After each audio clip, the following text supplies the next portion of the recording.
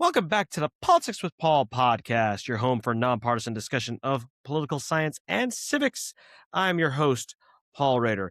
Before we begin, please like, comment, and subscribe to the podcast on YouTube, Spotify, and Apple Podcasts, and share with all the people that you know. So today is going to be about lobbying, the misunderstood, necessary, and flawed institution of lobbying. Whenever you hear the term lobbyist, what do you think of?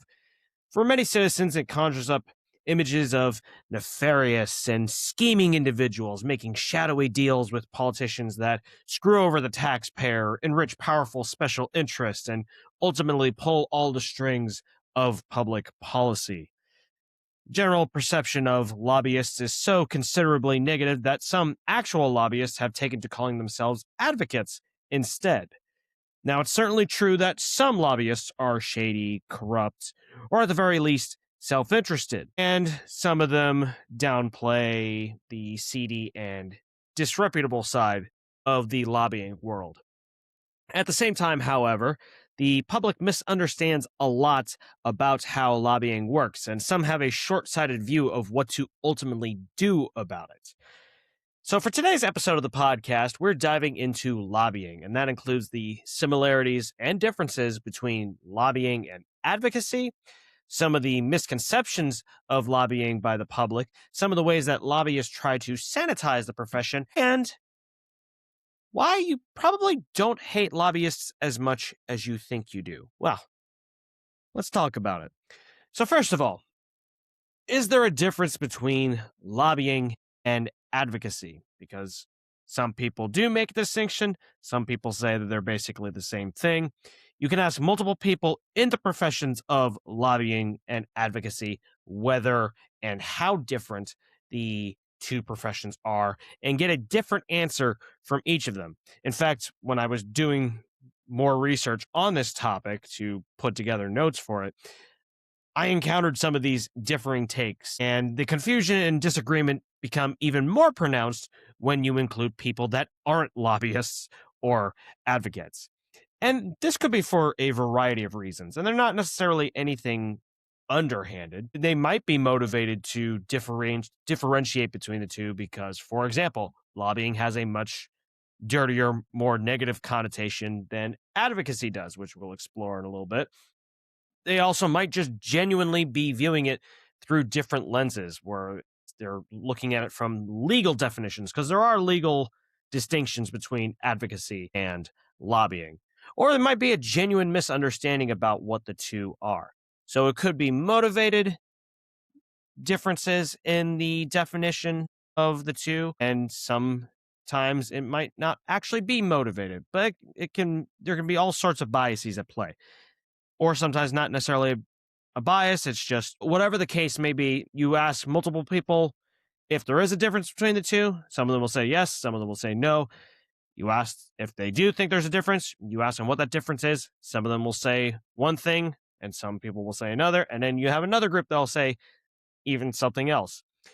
Now, to be sure, there is a lot of overlap between lobbying and advocacy, because whether you're an advocate or whether you're a lobbyist, you're ultimately trying to influence the passage of policy.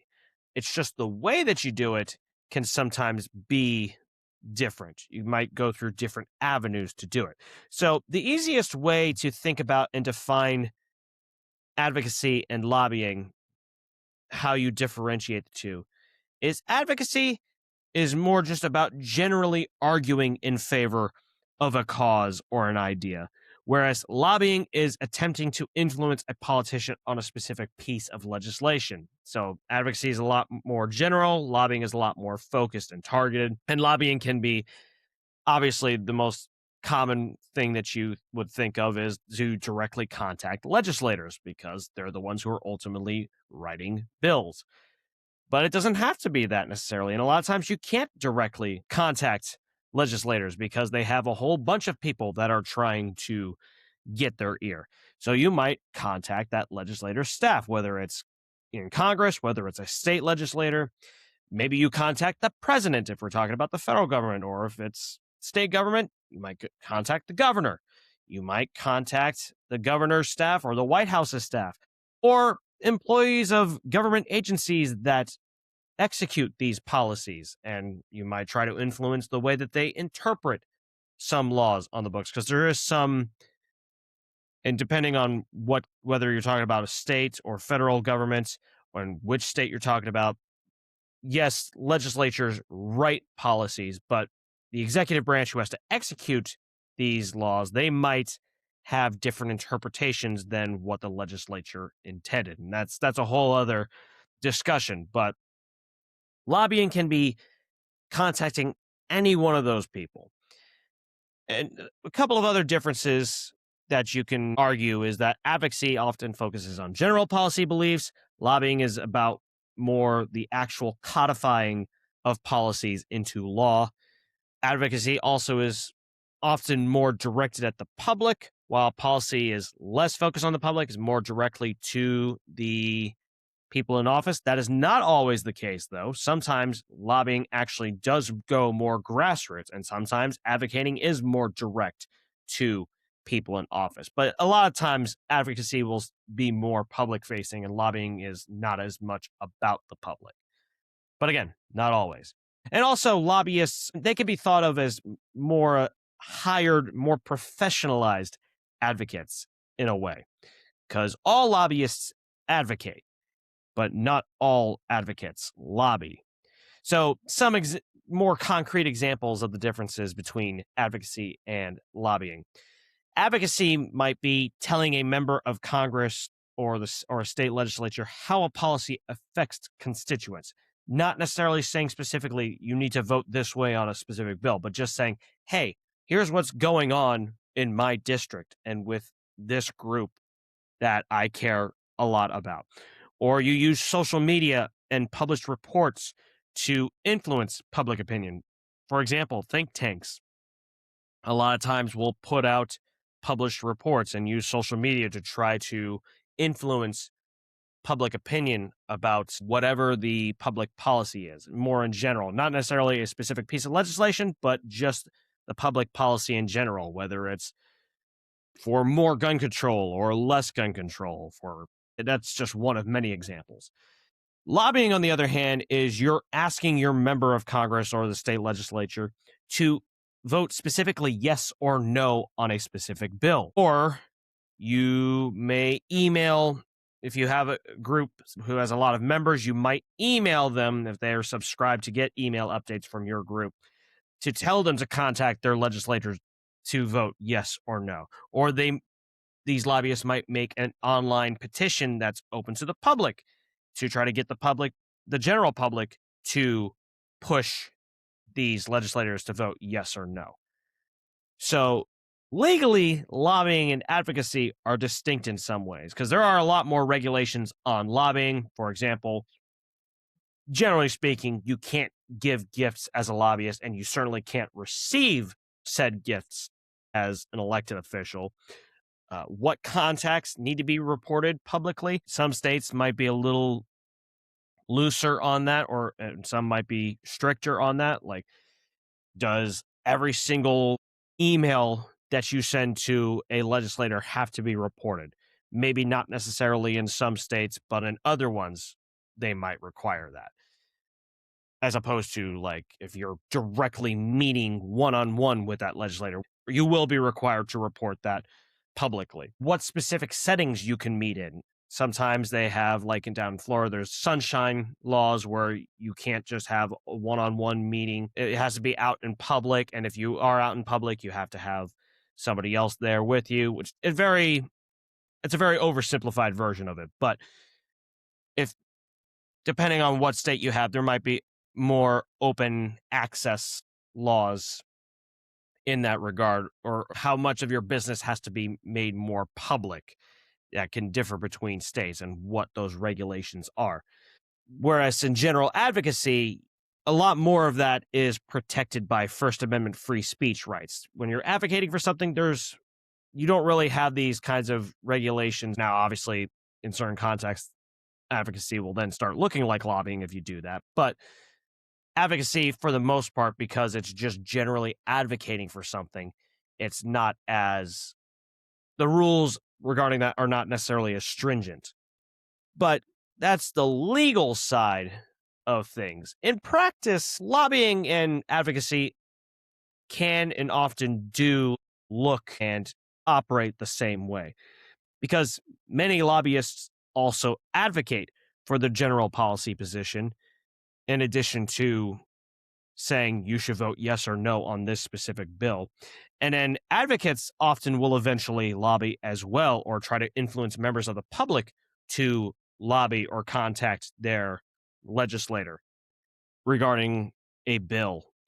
So where advocating ends and where lobbying begins can often be a murky line. And it's part of why there's so much disagreement on whether advocacy and lobbying differ, and if they do differ, how exactly do they differ?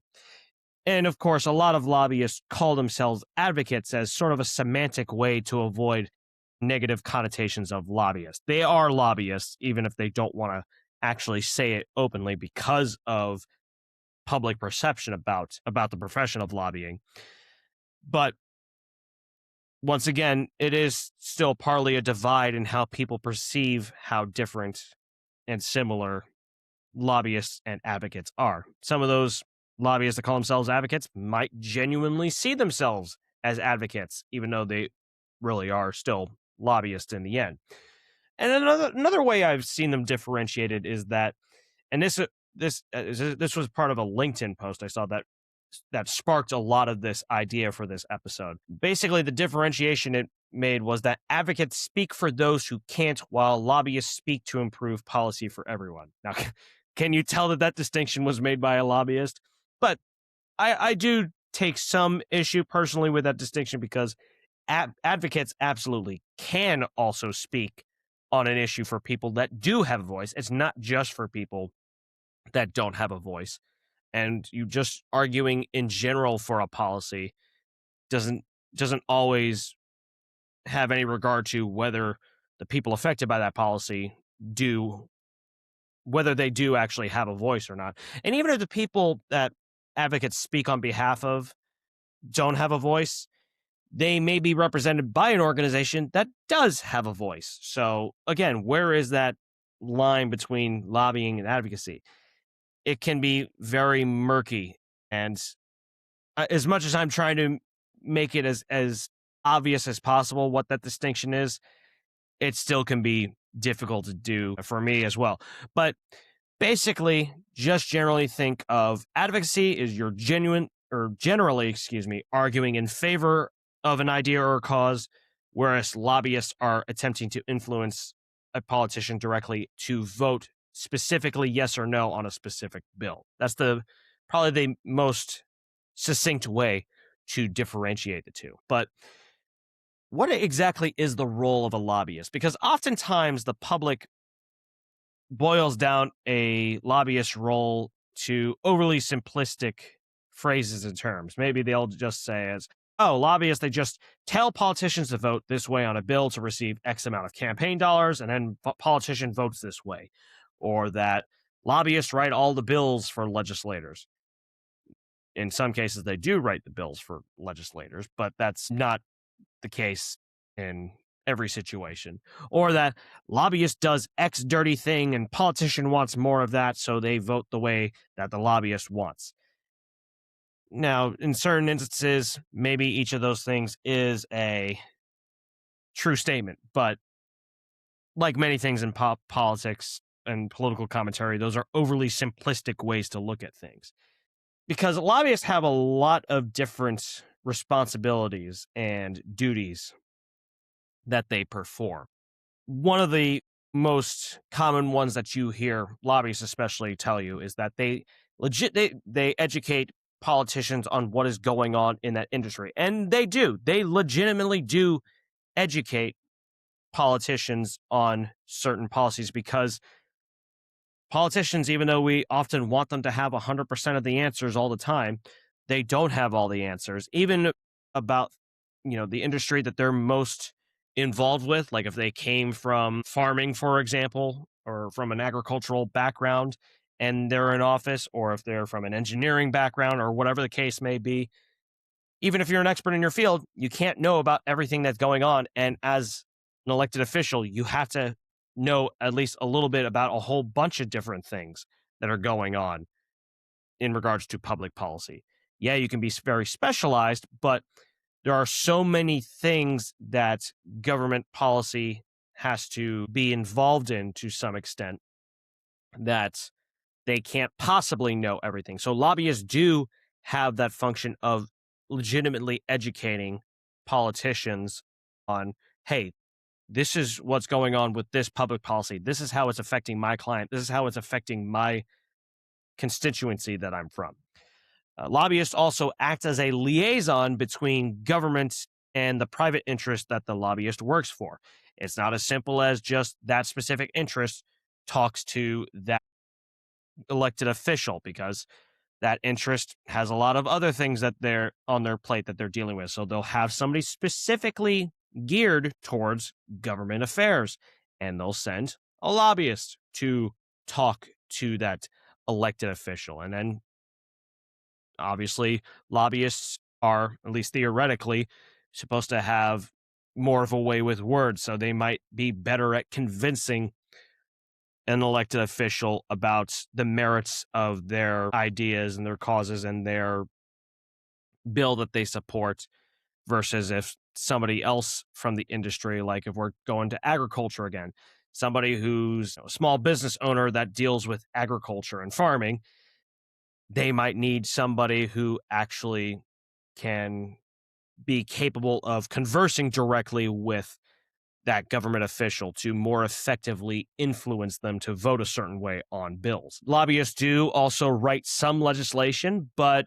politicians also still have to hammer the final product out through legislative committees and full legislative chambers and the overall legislature, whether it's the state, whether it's a specific state, or whether it's Congress. And by that point, the legislation the lobbyists proposed can be far more modified, so they don't necessarily get entirely what they being the lobbyist want. Now, that doesn't always happen. Sometimes the legislation barely changes, but it's not like every single case a lobbyist will write that legislation for that politician to put forth in their committees. And then those lobbyists then go back to their clients to tell them how amenable certain elected officials are to their clients' interests. Now, a lot of times those elected officials were already a little bit more amenable to that policy, especially as the parties have become more and more siloed in their respective, these are the specific kinds of clients and industries that typically align Republican, and these are the specific clients and industries that typically align Democrat. Yes, you already have a little bit more of an idea of who's going to be more amenable in the first place as the parties have become more uniform, but it still isn't always that obvious. There's still a lot of wheeling and dealing that you need to do. And then even though advocates tend to be more focused on influencing public opinion, lobbyists absolutely work to that end as well, especially if they can use it to push elected officials one way or another by saying, hey, these constituents, we can tell them to vote against you or for you, depending on how you vote on this bill. So again, where's that line between advocacy and lobbying? It can get a little murky, but lobbyists, even though they operate more with directly going to that legislator, they can still use the public to suit their ends as well. And speaking of the public, let's talk a little bit more about those public perceptions of lobbying. Because in basically every poll about public opinion that includes some question about the influence of lobbyists and, relatedly, campaign donors and money in politics in general, not always the same exact thing, but all three of those things often go hand in hand, a large majority of Americans view those things as too influential on politics. And to be sure, they do often have undue influence. In a recent Pew Research Center poll, for example, 85% of respondents said it was a good description to say that, quote, special interest groups and lobbyists have too much say in what happens in politics, end quote. And then 73% of respondents in that same poll said that lobbyists and special interest groups are too influential on members of Congress. Two similar statements, but in polls, even just changing around a few words, even if you think it wouldn't have that much of an impact, it really can have that big of an impact. Now, in contrast, when people hear the word advocacy, they tend to have a much more positive view. Who doesn't like an advocate? Oh, I like advocating for things that I care about. That's why a lot of lobbyists just call themselves advocates, so that they don't get that derisive look from somebody who says, "You're a lobbyist? That's gross. Who are you working for?" And also, another way that public opinion can be a little bit manipulated, if you specify particular political interest groups, almost all of which have somebody lobbying for them, opinions on lobbying will differ much more than just the general, like, oh, I hate lobbying. Republicans, Democrats, and independents alike can largely say, yeah, lobbying sucks. I hate lobbyists.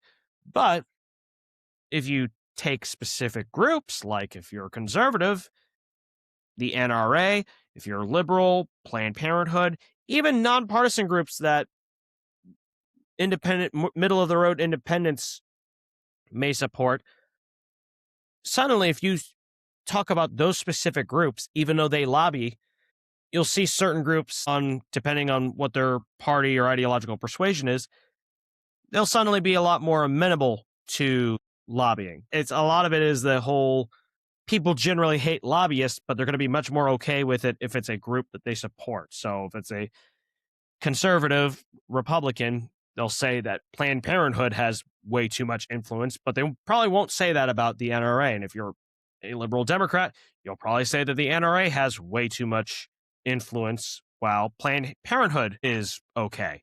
And then if you're independent, maybe you talk about redistricting, because right now that is a very salient topic. If you talk about a group that wants to push an independent redistricting commission, that's not left or right, but that is still lobbying. You are still lobbying for a specific policy. Republican, Democrat, independent, doesn't matter. Generally, a lot of them will say that they hate lobbyists and they hate lobbying as a whole. But if it's for an interest that they support, suddenly and I'm not pretending that I have not had this kind of opinion too, but then when you get to specific groups, suddenly lobbying sounds a lot more okay. Now it's not so much undue influence. Now, even though that is a critique of the public perception of lobbying, lobbyists themselves, of course, deserve some critiques too. We all do when it comes to this perception about lobbying and what it really is. Because lobbyists do somewhat whitewash their profession. And it's not even from a dishonest standpoint necessarily. Like, it's not just this scheming lobbyist is just trying to pull the wool over people's eyes so they don't see all the dirtiness that goes on in lobbying. No, that's not necessarily true. Many lobbyists do work by the rules, and they do want to promote the not seedy side of lobbying. Many of them really do lobby for what they think is the right policy. And genuinely, even though, yes, they're trying to work for their client, they do often genuinely believe it is the best policy for people. But that being said, they obviously have a vested interest in downplaying the grimy parts of their profession. Yes, lobbyists can and do educate elected officials about policies and their efforts on their clients and communities, because politicians can't know everything that's going on. But what lobbyists see as quote unquote education can also be very biased and geared towards the client's goals. And, we go the very well documented confirmation bias. All this data that supports our argument, we're going to bring it to the people we're trying to influence. All the data that doesn't support our argument, it's probably crap anyways. We're not going to bother putting it out there because that hurts us. And it's not necessarily a conscious thing. But yes, there's a lot of education that goes on, but it's not always true education. It's not necessarily objective. Yes, some lobbyists truly want good policy, but their primary concern is about helping their client, which they are going to, of course, perceive as good policy because this is the client they're working for. If they didn't really think it was good policy if they didn't truly believe it was good policy, they probably wouldn't be working for that client unless that client is just really paying them a whole lot of money. Then that might be a different story. But of course, also, good policy is subjective. I can look at a specific policy and say, oh, wow, that one's great. And then you can go right back to me and say, Paul, you're an idiot. That's not good policy. What are you talking about? And then somebody else might say, well, you both need to calm down here. There's some good parts of it, and then there's some parts that are not good. What is good policy? It's not something that's easily defined because obviously people have different opinions about what actually is good policy. And yes, some lobbyists help to shape legislation in helpful ways, but many also have too much influence on the actual writing of bills. Sometimes having fully pre-written bills and often operate too much out of the public eye, where it's very hard for the public to keep tabs on them. And even when news organizations, for example, bring all of those private dealings to light, people still have to go and search for that information, have to internalize the information, have to understand what's going on. And that's if they don't have a whole bunch of other things that are going on in their lives because everybody's busy. And especially people who are not involved in politics, they're going to have limited time to be able to take into account this information. So that can also help lobbyists operate more in the shadows compared to because the public it can be hard for them to keep tabs on what's going on. And yes, lobbying can strengthen democracy by acting as a legitimate conduit between government and private interests or the citizenry. But they can also weaken democracy because lobbying is slanted toward the most well-funded, most organized, the biggest interest that there are. That does not mean that interests that are not any of those things can't operate, but they are obviously going to be at a disadvantage, especially if you're not organized. If you're unorganized, you're almost never going to win. And to be able to be an effective player in the realm of lobbying, you're going to need some level of organization and funding. But that doesn't mean that just because you're not one of the big dogs doesn't mean that you can't compete to some extent. But it would be disingenuous to say that lobbying is not heavily slanted to certain powerful interests, because it is. Now, whether it is as much as some people think it is, it's a bit of a different discussion. But this brings me to one of the key points I really want to talk about here before we end things. You may remember from the very beginning, the very intro of this episode, that I said you probably don't hate lobbying as much as you think. Now, at risk of making a very arrogant statement by saying that, let me explain. Self-interest does not inherently mean that you're acting in a dirty or unethical manner. It just means that lobbyists are primarily concerned about helping their client, which is what they were hired to do. So, of course, they're going to try to do things that benefit who they're working for. And we also sometimes conflate self-interest and selfishness with unethical and illegal. And I think part of it goes back to this whole, when we disagree with somebody, more and more we tend to say that, oh, it's not just that we disagree with these people. These are terrible people. They're evil. They're stupid. These people should not be allowed to talk. I think that kind of attitude seeps in a little bit when it comes to lobbying, where you see people act in a very self-interested manner and assume that something untoward is happening. That's not necessarily the case. There's also not as much illegal activity that goes on in lobbying as some people think, though whether much of that activity should be illegal is a whole other discussion, because some of it is still unethical. Obviously not trying to say that there isn't unethical or illegal activity that goes on, because there most certainly is. But when it does happen, it tends to get overly highlighted compared to the stuff that is usually by the book, because we like things that are, we tend to pay more attention to the things that are controversial, that we attach a negative label to, that we see as immoral or wrong. When things are a lot more positive or moral or working as intended, we tend not to pay attention. It's a natural human bias that we have regardless of what our politics are. Now, is there a lots of, or at least some, dirtiness and problematic behavior that goes on in lobbying? Yes, of course. Absolutely. Now, how much there is up for discussion, but it's generally not as bad or nefarious as much of the public thinks. There's also the fact that just about every entity that directly engages with the government has somebody lobbying for it, including the groups that we support. That political group that you agree with, that you think everything they do is great and that you're signed up for their newsletters and they basically can do no wrong, but you hate lobbying? Oh, believe me, that group absolutely does lobby. Use the same examples that we had earlier.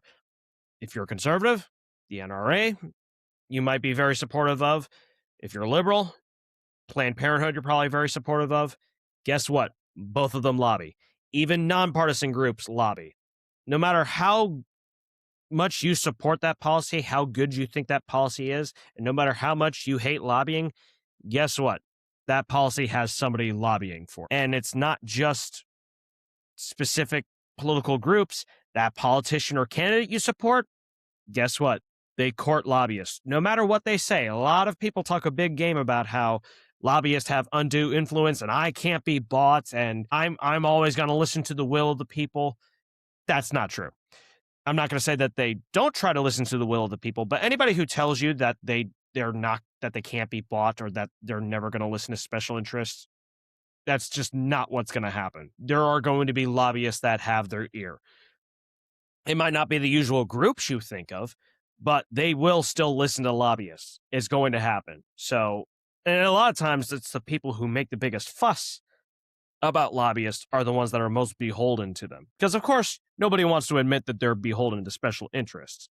But when they really got to go out of their way to tell you that they're not beholden to special interests, it's probably not true. And some of the negative perception about lobbying is not just how, lobbyists suck in general. Some people straight up suggest banning lobbying. Now, some people, that's probably partially sarcastic, but there are others who genuinely mean we should stop lobbying, period. I'm not saying that a lot of people have suggested that, but it has been said. And there are some that want to at least severely curb lobbying. There are more than a few lobbyists that are slimy, that are unethical, they're dirty.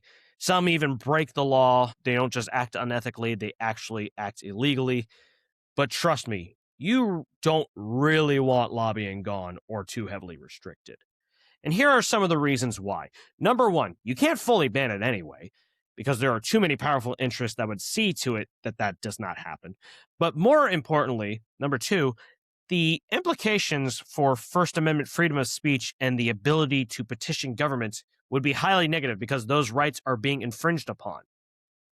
You may have specific conceptions of these lobbying groups that have too much influence and you want to ban them, but guess what? If you're going to ban them, you have to ban a lot of groups, including ones that you support. Speaking of which, number three, interests that you do support, especially those with less influence, would have little to no recourse to get government to listen to them, especially with how much we talk about how government doesn't listen to us anyways. Number four, because the line is blurred between advocacy and lobbying, since there isn't a whole lot of agreement on where that line is and whether the two things are even different, advocacy without lobbying is also going to take a hit, because if you're trying to legislate out lobbying, a lot of legitimate advocacy is going to go by the wayside too, because the way you're going to codify it and say we're going to ban lobbying, it's going to completely ban a lot of ways that advocacy happens too. And government is going to respond and listen to us even less if we do that. And then the fifth biggest point to bring up about why you really don't want lobbying being banned or severely restricted. Not every special interest is a heavily partisan, ideological, or issue-based one. they're not necessarily Democrat, Republican, or independent. For example, your local government will lobby the state or federal for various reasons. Local governments, a lot of times, will lobby their state for more home rule or needing funding for local projects. Nonprofits that legitimately do good work will also lobby. So if we're trying to get rid of lobbying completely or heavily restricting it, guess what? All those groups, they're not going to be able to do it anymore. And that's going to really hinder a lot of public policy, the ability for government to respond to whatever the issue is. It's not going to be able to do that. It's going to become even more bogged down and inefficient because people can't actually lobby the government or petition the government for things because you've severely restricted that. And they also aren't all private interests in industries where clients all have a ton of money, which is that typical conception of lobbyists. It's not, again, even though the biggest, most organized, and most well-funded groups are the ones that have the most power in the realm of lobbying, it is not always them who have that power. And also, even if we did ban lobbying, those groups still have a lot more recourse to influence government in ways that are not lobbying than these groups that have a lot less size and money than they would be able to do. So it's one of those cases where you think you're fixing a problem, but you're actually making the issues that you think that problem is causing, you're actually making the issues from that problem even worse because you've addressed it in completely the wrong way. So all that to say that lobbyists are an important, albeit very flawed, part of democracy. This episode is not intended to be I'm not intending to be an apologist for lobbying, because I think I've made very clear that there is a lot of griminess that goes on in lobbying. But people do have a very skewed perception of what lobbying is, a very flawed perception of what lobbying is. Yes, lobbyists do simultaneously pose a lot of problems for democracy and responsive government. That is true. But despite the profession's many flaws and considerable room for improvement, whether it's in terms of lobbyist conduct, the laws and regulations regarding lobbying, because I can personally get behind making some of those rules tighter, not saying that we can't make those things better. All that being said, lobbying is a necessary institution and to some extent has some First Amendment protection, especially when it comes to freedom of speech and the right to petition government. Properly evaluating lobbying and debating its influence, being honest about its pros and cons, is necessary for improving public trust and political efficacy. Lobbyists need to be more cognizant of how the public perceives it. Citizens need to be more cognizant of how biased their perception about it is. Too many people feel that government is unresponsive, that it's beholden to a handful of powerful interests, and not trying to give lobbying a proper appraisal of its pros and cons only makes those feelings worse. Because there's a lot of things that happen too often here. Lobbyists too often downplay the bad parts of their profession, and some of them try to push the envelope, try to push and bend the rules too much. Politicians and candidates too often let lobbying interests overly influence their policies instead of acting in a way that where they're generally trying to be genuinely good stewards for their constituents. And citizens too often misunderstand lobbying and have an overly negative opinion about how it all works. And addressing all of these angles is a critical, necessary component to improving public trust and political efficacy, which is right now in the dumps. So it's just one of those many things in politics where we can all do better in perceiving what's going on and understanding where other people are coming from and trying to incorporate feedback from a bunch of different perspectives to try to fix the problem. Because there are plenty of things to fix about it, but there are a lot of good things that come from it too. So yes, lobbying has a lot of dirtiness to it, but don't overestimate just how much negativity and problematic things that go on in the profession as well. And so that's going to wrap things up here for today's episode of Politics with Paul. As always, thank you so much for listening. Please like, comment, share, subscribe with all the people you know. And whether you obviously love hearing from people who enjoy this content and really like this content, but even if you have a critique, I want to hear it. Maybe there's something I missed that I could have included here, because all of us can improve at something, right? We're all human beings, especially when it comes to politics. So if you have something else that you have a disagreement, let me hear it. Whether you want to email it or put it in the comments or reach out to me on LinkedIn, whatever the case may be. Speaking of which, my links, my Facebook, Paul Rader, author and speaker, LinkedIn profile, my medium.com profile, my 5-day educational email course about how we can all improve on how we can all do better about mitigating polarization, my email and my website and my book on Amazon. So that's going to end things here. So as always, thank you so much for listening, and we'll see you next time.